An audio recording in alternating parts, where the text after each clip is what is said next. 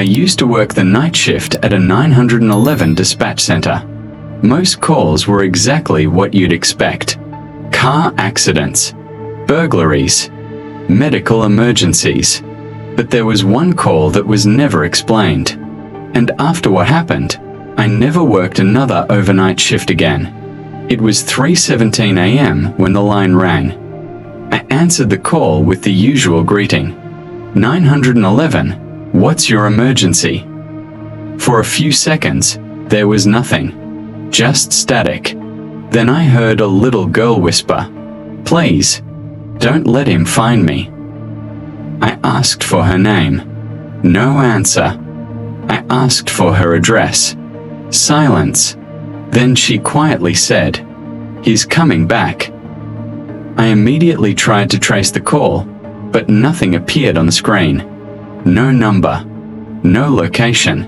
It was as if the call didn't exist.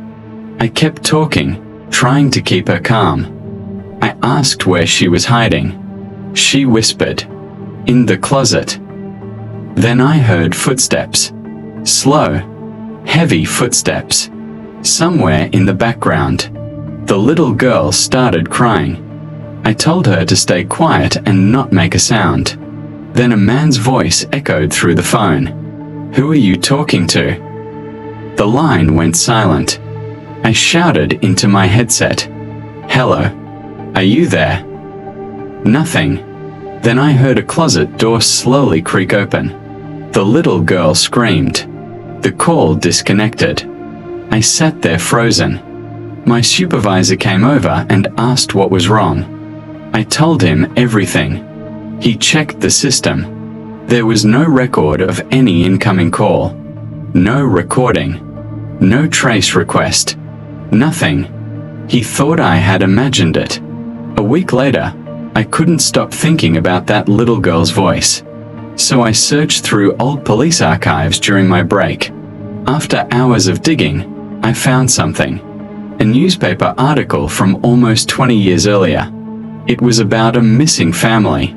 A father, a mother, and their young daughter. They had vanished from their home without a trace. The address in the article caught my attention.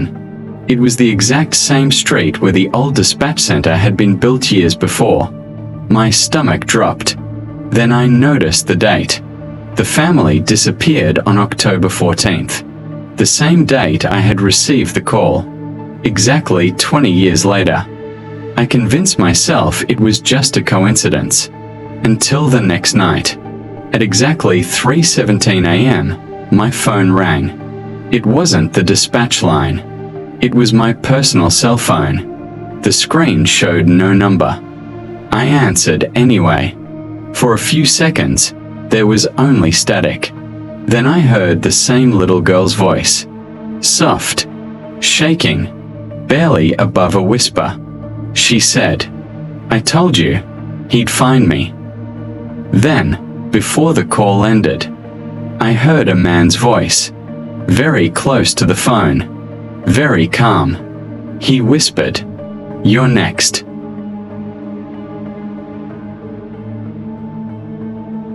I got a new phone number after changing providers. Nothing unusual.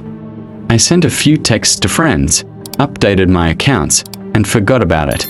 Then, on the second night, I got a message from an unknown number. "You're finally back." I replied, "Sorry, I think you have the wrong person."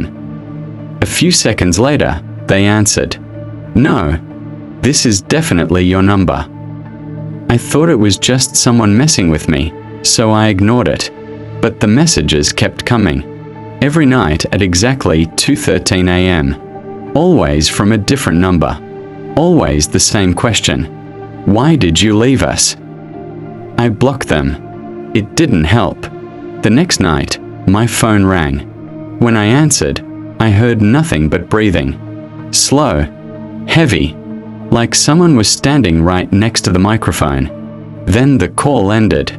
The next morning, I decided to search my new phone number online. Buried in an old forum post, I found it.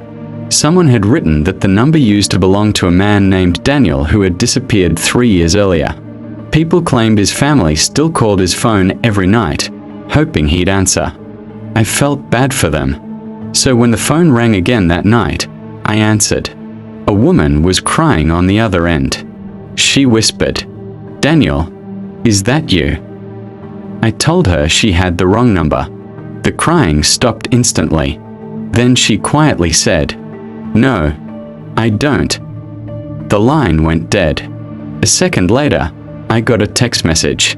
It was a photo, a blurry picture of a man standing outside a house. At first, I didn't understand what I was looking at. Then I recognized the house. It was mine. I rushed to the window and looked outside. The street was empty. Nobody was there. My phone buzzed again. Another picture. This one was closer. The man was standing at the end of my driveway. I ran to lock the front door. Before I reached it, another message appeared. A third picture. My blood ran cold. The photo had been taken from inside my house.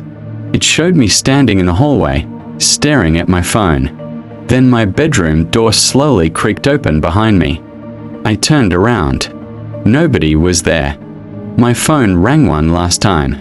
The screen displayed my own number. With shaking hands, I answered. For a few seconds, there was only silence.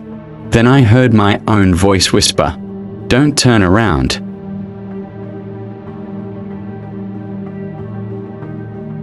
I stayed late after school one Friday to finish a science project. By the time I packed my things, the halls were empty. The teachers had gone home. The only person still in the building was the old janitor. Everyone knew him. He'd worked there longer than anyone could remember. He was quiet, always pushing his cleaning cart through the hallways with his head. But there was one strange rumor about him. People said that every night, before leaving, he unlocked a small door in the basement that nobody else was allowed to open.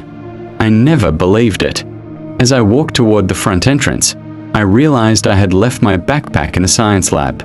That's when I saw the janitor. He wasn't pushing his cart. He was carrying a large metal key. I watched as he walked down the basement stairs and disappeared through a door marked storage, staff only. Something about the way he looked over his shoulder before opening it made me stop. He was making sure nobody was watching. I should have left. Instead, I waited. A few minutes later, I quietly walked down the stairs. The basement was dark and cold. At the end of the hallway, the storage door was slightly open. I could hear whispering coming from inside. I moved closer and peeked through the gap. It wasn't a storage room. It was another hallway. A long hallway lined with old classroom doors. The walls were covered with faded student artwork and dusty lockers. It looked like an entire section of the school had been sealed off and forgotten. Then I saw the janitor. He was standing at the end of the hallway, talking to someone. I couldn't see who it was. A small voice echoed through the darkness. "Can we go home now?" The janitor slowly shook his head. "Not yet," he whispered. "You're still missing." A chill ran through my body. I accidentally bumped the door. The sound echoed down the hallway. The janitor's head snapped toward me. For the first time, I saw his face clearly. He wasn't angry. He looked terrified. He shouted, "Run!" The lights instantly went out. The whispering stopped. Then I heard dozens of footsteps. Children's footsteps. Running through the darkness toward me. I turned and sprinted up the basement stairs without looking back. I didn't stop until I reached the parking lot.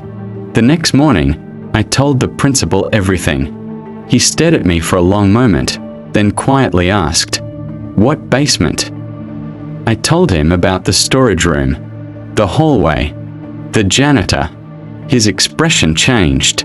He pulled an old photograph from his desk and slid it toward me. It was a class picture taken nearly 30 years earlier. Standing in the back row was the same old janitor, wearing the same clothes. The principal looked at me and said, He disappeared with 12 students during a fire that destroyed the old basement wing. I laughed because I thought he was joking. Then I looked closer at the photograph. Every student was smiling, except the janitor. He was staring directly at the camera, and standing beside him was me.